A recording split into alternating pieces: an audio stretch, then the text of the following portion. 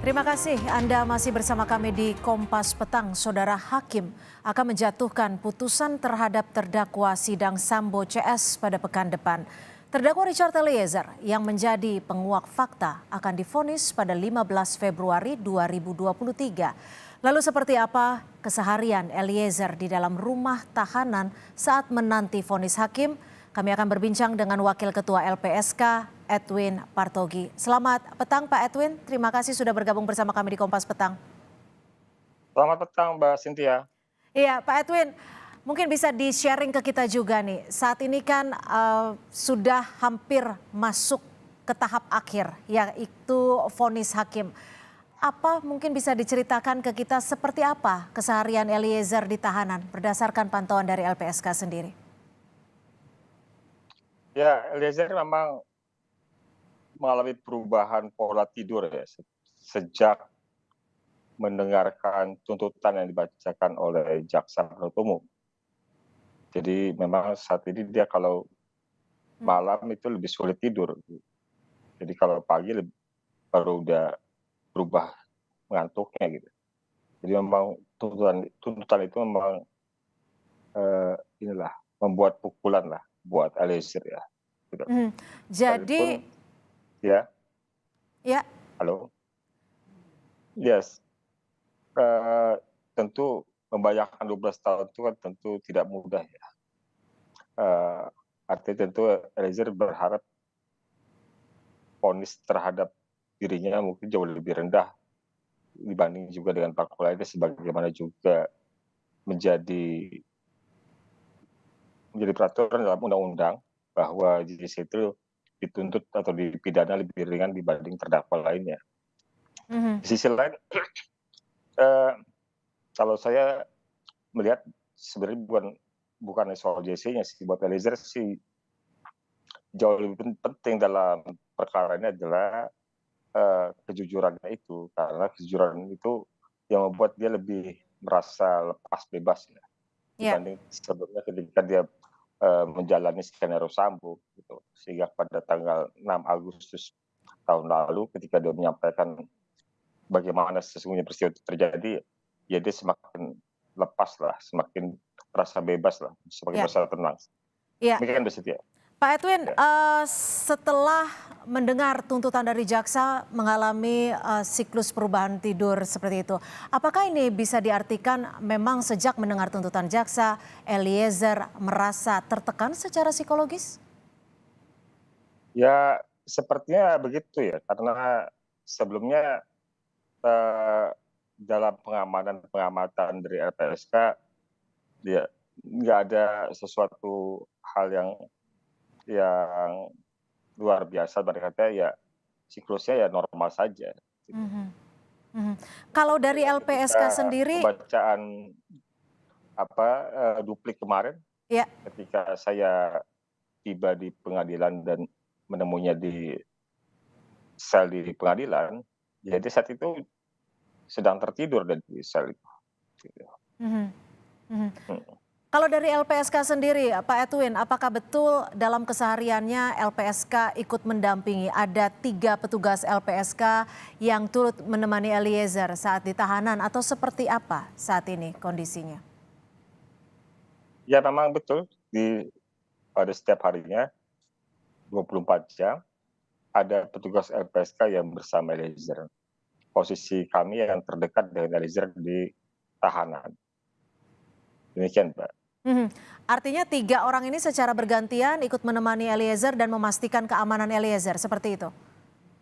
Ya tentunya karena untuk kepentingan memastikan keamanan dari Eliezer, kami menempatkan orang di dalam rutan. Mhm. Tapi kalau soal jumlahnya nggak bisa kami sebutkan. Oke.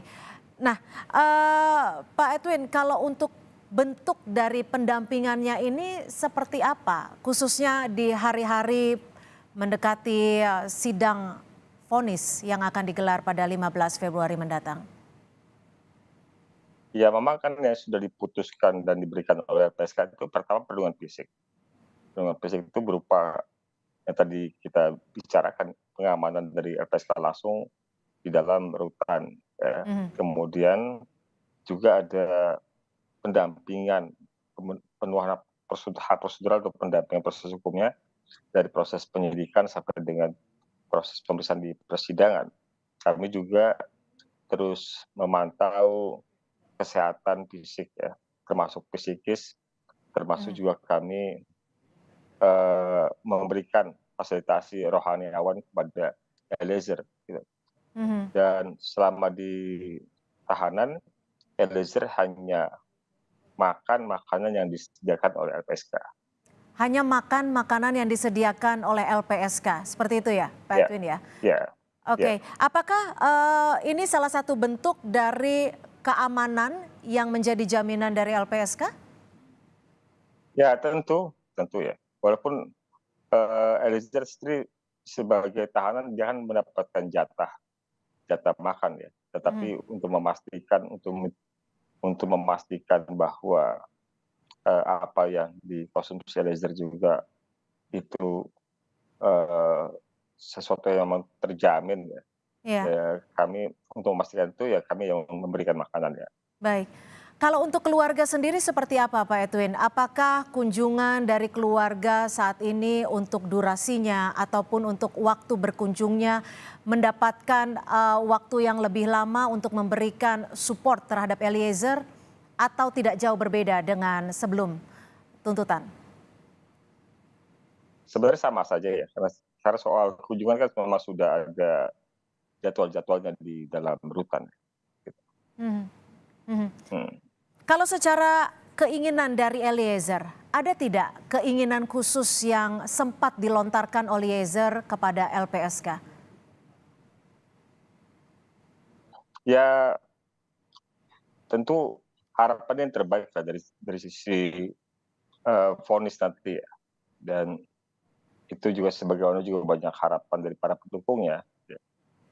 Eh, Mhm, Eliezer orang yang menurut kami memang cukup matang, tenang ya.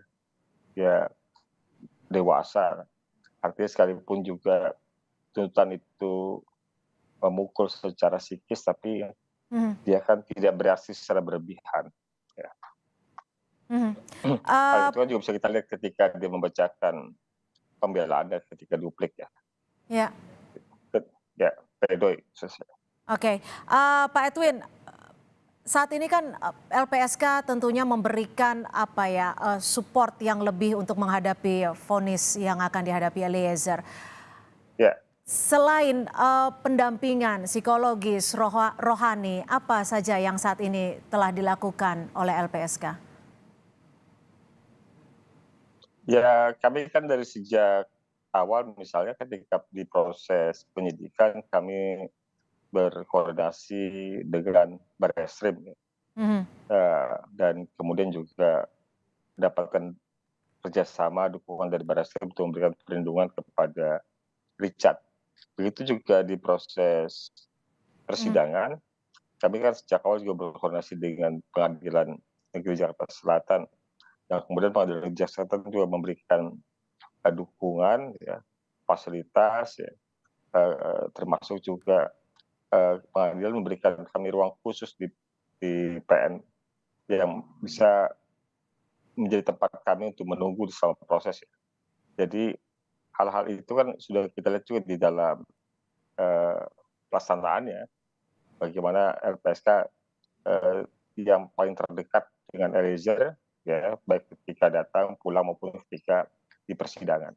ya, Jadi ya. juga kami menyampaikan apresiasi kepada Ketua Pengadilan Jakarta Selatan yang sudah membantu memfasilitasi hal tersebut. Mhm. Pak Edwin, kalau apa yang sudah disampaikan atau di-sharing oleh Eliezer kepada LPSK, dukungan dari masyarakat, ada juga Eliezer Angel, ada pula teman-teman satu lettingan yang ikut hadir dalam persidangan. Ini cukup membantu secara psikologis bagi Eliezer?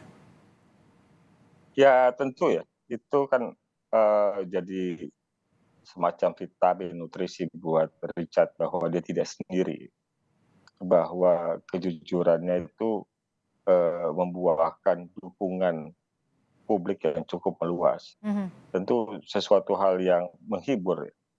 Dan itu juga menjadi salah satu doa karena dukungan itu kan disampaikan oleh banyak kalangan ya, baik berupa kehadiran secara fisik maupun yang non fisik, ada surat, ada kita bisa baca di semua sosial media, bagaimana pandangan para pendukung Richard ya.